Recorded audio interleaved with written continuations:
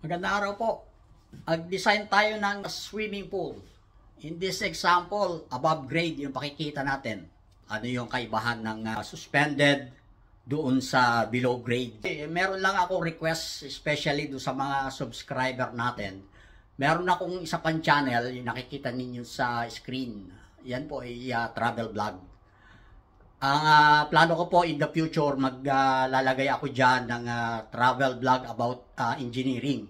But for now, yung mapapanood ninyo dyan is about travel. Paki-subscribe na lang ninyo para pag in the future mabigyan kayo ng notification kung meron ng mga bagong upload about engineering, yung travel vlog natin. So tuloy natin, i-discuss natin yung swimming pool above grade. Ang best example dito yung tinatawag nating infinity pool. May mga bahay na naglalagay sila sa upper floor, minsan sa second floor, yung meron silang balcony. Yung isang side ng bahay merong naka-extend, naglalagay sila ng pool or swimming pool. Yung structure, paano natin ilalagay yung mga floorings, makikita natin dito, mabilis lang. But ang gusto kong i-share yung pagsa-size ng structure ng wall element. Dito, sabi ko, isometric diagram. Yung kulay black, yan yung main structure. Then yung mga horizontal, ito, tsaka yan yung mga beams. Yung dotted line, yan yung part ng bahay. Sabihin natin yung poste, mahaba pa yan. Itong mga dotted line na nasa loob, yan yung mga interior beams. Sasaluhin niya yung flooring ng swimming pool. Then, iniba ko yung kulay. Kung makita nyo, iba yung kulay ng wall. Yan yung wall. Swimming pool natin. Kung mapasinin nyo, dito sa left, meron tayong coordinates o yung tinatawag kong global coordinates. X. Yung papunta ron naman is Z. At saka yung patayo is Y. Y coordinate. Bakit ko nilagay yan? Para mamaya makarelate kayo. Dumating na tayo doon sa structural analysis. So, naglagay ako ng section, kinap ko siya, naglagay ako ng cutting section. Pakita natin sa inyo, pag nag-cut ka yan, itsura, relation niya doon sa main structure. So, dito makita ninyo, ito yung cross section, itong may hatch, ito yung swimming pool natin, ito yung flooring, ito naman yung wall. Dito sa side, makikita natin dito, sabi ko, column. Yun yung column ng bahay. And then yung flooring ng bahay. So, independent yun, nakahiwalay po yun, kaya meron tayo itong gap. Mag-provide tayo ng gap dahil different structure siya, although naka-incorporate siya dito sa biga, sa beam na nanggaling dun sa main structure. Ignilagay natin dito, beam, yun, yung meron dash line, intermediate beam. May mga label akong nilagay, kagaya nitong TW or yung thickness ng wall. Yung thickness ng wall, i-design natin. At hindi ko isasama sa design ng swimming pool, yung beam at saka yung column. Dahil sabi ko nga, ibang topic yon. Ang ipapakikita lang natin dito, yung bakal at saka yung thickness ng wall. Yung flooring, ang calculation yan, parang nag-calculate ka ng regular flooring na suspended slab. Dito makita natin, sabi ko, pool dimension. Ito yung dimension ng swimming pool natin. L is 10 meters, papunta ron 10 meters. Yung width niya is 4 meters. Yung wall thickness, for now, nilagay ko muna is 225 millimeters. 225. Maaaring maliit o maaaring malaki. But later, malalaman natin kung papasa yan. Kung papasa yung 225. Yung lalim niya, sabi ko dito, H. But naglagay ako ng dalawa, variable. H1 at saka H2. Yung H1, 4 feet. Yung H2, 10 feet. Doon sa isang side, mas mababaw ng konti. Sa kabilang dulo, mas malalim. So, dalawang klase. Bago tayo magpatuloy, ano yung kaibahan ng regular swimming pool, yung nakalubog sa lupa? Doon sa conventional na nakalubog sa ground, meron tayong soil pressure. Kadalasan, pag nag-a-analyze tayo niyan, tinatanggal natin yung tubig. Para ma-size natin, kung walang tubig, yung soil pressure, yun ang gagamitin nating data. But pagkaka-elevated, wala tayong soil. Natural, naka-elevate nga Nakapatong tayo sa biga. So, ang kalaban ng wall, yung tubig. Itutulak siya. Ang tendency niya is tulak niya papunta rito sa labas, yung pressure. Kaya malalaman natin kung nasa saan yung main reinforcement, pati yung size.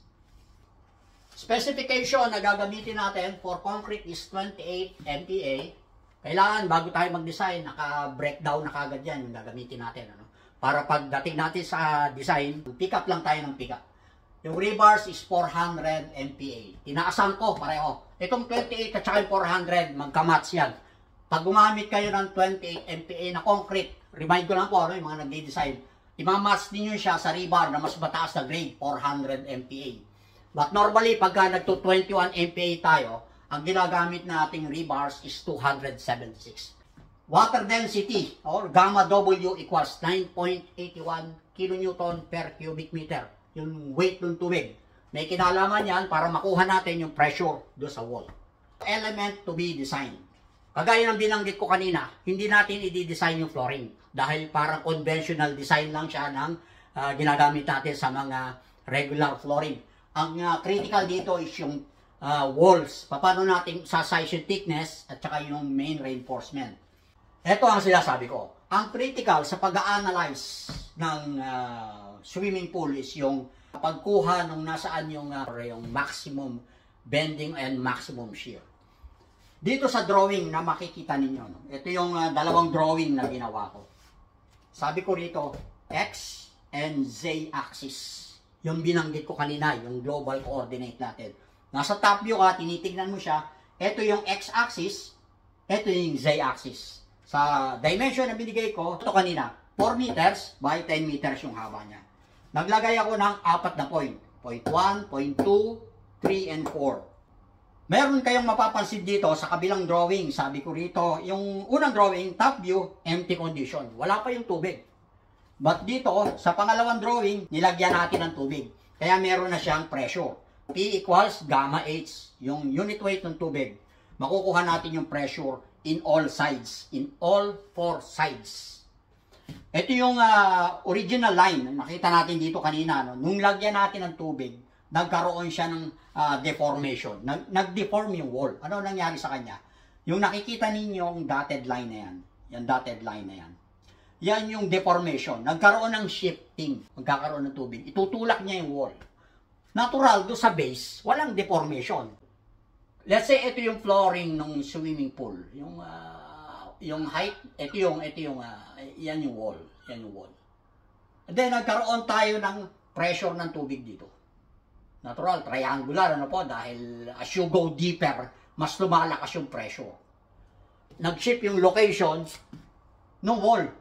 Kung i-exaggerate natin, papunta rito, sa labas. Nagkaroon siya ng deformation, delta, sabihin natin. Dito sa baba, hindi siya magkakaroon ng shifting dahil naka-attach siya sa flooring. Ang magkakaroon ng shifting do sa taas dahil unrestrained, walang pumipigil sa kanya ron. Meron siyang freedom na mag-move on that direction dahil itinulak siya ng tubig. Yun yung sinasabi natin na nakikita ninyo na deformation dito sa dotted line, dito sa pangalawang drawing. So kung mapansin ninyo, no, sabi ko rito, relative stiffness greater than 2. Sana po maging maliwanag to, no, i-explain ko lang. Kung napansin nyo dito sa dash line na pinakita ko, nag-deform itong longer side papunta sa labas. Papunta sa labas, ano po, tinulak siya ng tubig. Doon sa shorter side, nag-deform din, kaya nagkaroon ng deflection. Pareho sila nagkaroon ng deflection. Pero bakit itong dash line nito, pumasok siya, nagpunta siya sa loob, pumasok siya sa loob. But itong longer dimension, lumabas siya. Bakit nagkaganon? Isang maganda example dito, kumuha kayo ng, alam niyo yung shoebox, yung kahon ng sapatos. Itulak niyo yung longer side, itulak niyo. Kung mapapansin niyo, pag nulak niyo yan, ang mangyayari doon sa shorter side, papasok siya. Ito yung nakikita niyo. Ang critical, considering yung X and Z axis, ang critical bending moment, kalandi dito sa longer dimension. Well, in this case, tinawag ko yung nasa mid-span as NZ. Ano po? Pwede ninyong calculate ang maximum bending moment using moment distribution. Parang gagawa ka na straight line, uunatin mo siya. I-layout mo yung dimension, parang diretso siya. And then makukuha mo yung moment sa gitna ng short axis, at saka yung corner doon sa support, at saka yung sa gitna ng longer dimension. Kukunin natin yung mas malaki, natural. Dahil mas mahaba siya, compare dito. Kaya nga relative, yung tinatawag natin. Yung makukuha natin dito, i-apply natin sa lahat ng side. Sa gitna, sa mid-span ng short, at saka sa mid-span ng long. Sabi ko rito, X and Z axis. Ito yung profile. Kung titignan natin dito, ito yung elevation, ito yung water pressure, yung triangle. P equals 1/2 gamma multiply by average height, yung H1 plus H2. Ano to? Yung 4 feet at saka yung 10 feet high. Ang nakuha ko is 10.3 kN per square meter. Dahil ang gusto natin makuha yung uniform distributed load, ang UDL equals 10.3, ito no, 10.3 kN per square meter multiply by 1 meter strip. Kagaya nung nakikita ninyo rito sa elevation, may 1 meter strip tayo. Kaya yung 10.3 kN per square meter magiging 10.3 kN per meter. Ang moment distribution result, kagaya na sinabi ko, pwede ninyong unatin. Kunyari, tinignan nyo yung top view, ang analysis parang in-stretch mo siya, inunat mo, 1, 2, 3, 4. Ito, no, makikita niyo ito yung profile, stretch profile. Ang maximum shear na kuha ko is 77.25 kN. And then yung moment at Z dito sa gitna, no, ang nakuha ko is 64.37. Ngayon, yung isang direction, kaya sabi ko importante kanina yung global coordinates. Kailangan din natin i-check yung Y coordinate. Y-axis, parang sinection mo ang wall ng swimming pool. Makikita natin dito, kaya dito 1, ano, ito number 2 na, Y-axis na yung ginagawa natin. Ganun pa rin, triangular yung pressure, dahil tubig, ano, ito yung side ng tubig, dito, ang wall natin, ang moment Y, yung moment Y, nakikita nyo rito, pag tinulak siya ng tubig, in that direction, ang gagawin ng wall, magre-resist siya dahil naka-fix siya rito sa flooring. Ito yung flooring ng pool. Ayan, yan ang flooring. Mahaba pa yan dyan. I-resist niya, MY.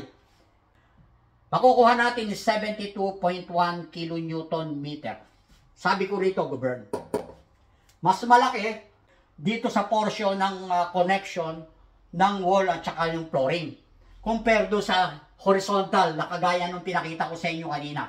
Ibig sabihin, ang main reinforcement, tatakbo dito sa vertical, hindi sa horizontal. Makikita po ninyo yung detail mamaya, no? Kaya sabi ko rito, govern Tignan nyo yung difference. Ito yung MY, yung along Y-axis, 72.1. Pero yung along Z-axis, yung sa horizontal is only 64.37. Nag-govern yung Y direction. Kaya ang main reinforcement natin, yung vertical reinforcement, hindi yung horizontal. Number 3 na tayo, no? Design final thickness plus required reinforcement. Using flexure formula, ito, no? M equals 0.9 F prime C BD square, no? Multiplied by W. Multiplied by quantity 1 minus 0.59 W. Standard to, no? Sa flexure design. Meron tayong preliminary D, no? Yung ginawa natin is 225 mm. Moment design 72.1, no? And then yung B, yung 1,000 mm, yung 1 meter strip. Kailangan nating makuha yung value na W. Ito ang missing, ito hindi natin alam Para ma-size natin yung bakal. Ito, yan. Hindi natin alam. So, ginawa ko muna rito, nag-assume ako ng minimum requirements. Kasi ito yung relation ng W. Equals rho Fy over F prime C. Ginamit ko yung minimum requirement base sa specification ng yield strength ng rebars, which is 400. Apply nyo muna to yung 0.0035 para makuha natin yung design D base sa moment na 72.1. Ginamit natin yung W using minimum raw value. Nilagay natin dito, makukuha natin yung W. Pinasok natin yung W, ma-check natin yung D, yung design D, ano yung requirements niya sa thickness, yung thickness ng wall. I hope nasusundan po ninyo, no? Ang lumabas is 288 mm. Kung kukunin ninyo yung total thickness, ito yung D. Effective D is mula sa center ng rebars. Mula rito, sa center ng rebar, papunta rin sa face, sa outside face ng wall, yun ang D. But kung gusto niyo malaman ang total thickness, T equals, ano yun? 288, yung D, ano? Plus cover, 20 mm. Plus clear cover yan, ano? Plus 16. Let's say 16 mm yung gagamitin natin na reverse. equals 325. Ito pala yung thickness na required. Hindi po pwede yung 225. So, ibabalik natin. Babalik po natin, ano? Yung 325, ipalit natin dito. Ang kukuhanin naman natin ngayon yung W. Bakit natin kailangan? Pag kinuha natin yung W, yung required W, base ro sa na-derive natin na thickness, makukuha natin yung W. Pag nakuha natin yung W, i-substitute natin dito. Magiging quadratic equation yan eh. The same moment pa rin yung gagamitin natin. Ang makukuha mong value ng W, ipapasok mo dito sa relation na to. Makakakuha ka ng bagong row. Hindi na itong row ng minimum. Pag nakuha mo yung bagong row, lumabas is 0.005. Ano? Papasok natin dito sa rebar calculation. Ito yung formula ng pag-calculate ng required rebars. Kaya sabi ko dito, ASV. To indicate, meron tayong subscript na V. To indicate that rebar is intended for vertical bars. Dahil nalaman natin kanina na ang maximum or critical bending moment nangyari doon sa vertical wall, hindi doon sa horizontal. Kaya naglagay tayo ng subscript na V. So, substitute natin yung bagong row, 0.005. Nasusundan po nyo. And then, yung B, yung 1 meter strip, 1,000, multiply by 288, yung effective D, effective depth. Makuha natin ng area ng required na rebars is 1,440 square millimeters. Kung gagamit tayo ng 60 mm, ang area ng isang 16 is 201 mm, makakukuha tayo ng spacing na 142 mm on center doon sa bending side. Alin yung bending side? Doon sa lugar na meron tubig. Doon sa kabilang side, base sa calculation ko, lumilitaw, ang row na gagamitin natin ay mas maliit, yung 0.002, yung minimum requirements. Kaya ang spacing ng bakal doon sa compression side, doon sa walang tubig, is 280 mm on center. Kaya sabi ko rito, compression side. Ngayon, ito pa yung isa, hindi pa tayo tapos. Nagawa natin yung rebar doon sa vertical. Ngayon, gawin naman natin yung horizontal. Sabi ko rito, area of steel required for horizontal is 0.002 dahil hindi naman siya yung critical. Ginamit natin yung minimum raw. Yun, 0.002. Ganun pa rin yung formula ginagamit natin. Nagbabago lang siya, yung ratio. Nagbabago lang siya. Ito nagdidikta sa atin, yung raw. Importante yan. Yung pa rin, yung 1,000 mm, yun yung 1 meter strip multiplied by effective depth, which is 288. Ang requirement niya is only 631 mm square. Gagamitin natin the same size using 16. Ang spacing na requirement niya is 300 mm on center. I-apply na natin sa both side. Kaya sabi ko rito, each space. Pakita ko sa inyo yung detail para makumpleto yung ating sizing ng bakal at saka yung thickness. Detailing, final na tayo, detailing, kung titignan niyo yung profile. Ang ipinakita nating profile, yung along 10 meters. 10 meters, kasi nandyan yung critical. Ito na yung bakal natin. Kung makita niyo itong may huts na to, yan yung slab. So, ang gagawin natin, papakita lang natin yung kalat ng bakal. Paano? Sabi ko rito, tignan nyo to, dahil magkaiba ng height. Dito, 3 meters. Sa kabila is 1.2. Dahil lumalalim siya, di ba? Ganyan naman ang mga swimming pool. Yung remaining 1.5 mula sa top, ang bakal natin dito magiging mas malayo ng konti. Kaya sabi ko dito, diameter 16, ito yung dinesign natin, at 280 mm. Doon sa compression side, yung compression side. Mamaya makita nyo rito sa baba. Doon sa baba, yung remaining mula dito sa 1.5 pababa, papunta ro sa top of slab, mas malimit yung spacing. Sabi ko dito, diameter 16, gano'n pa rin, at 140 mm on center. Kaya sabi natin dito, yung bending side. Kung isa-section mo siya, ito makikita ninyo, itong cross-section. Ito yung wall natin, mahaba pa yan, papunta sa baba. Ito yung tubig, ito yung side ng may tubig. Ngayon yung thickness natin, sabi ko, 325, yung na-design natin kanina, base sa flexure. Ito yung dalawang bakal. Yung bakal sa vertical, siya yung critical. Lumitaw sa analysis natin kanina. Kaya ang nasa outer side, yung pula, siya yung vertical, yan yung main reinforcement.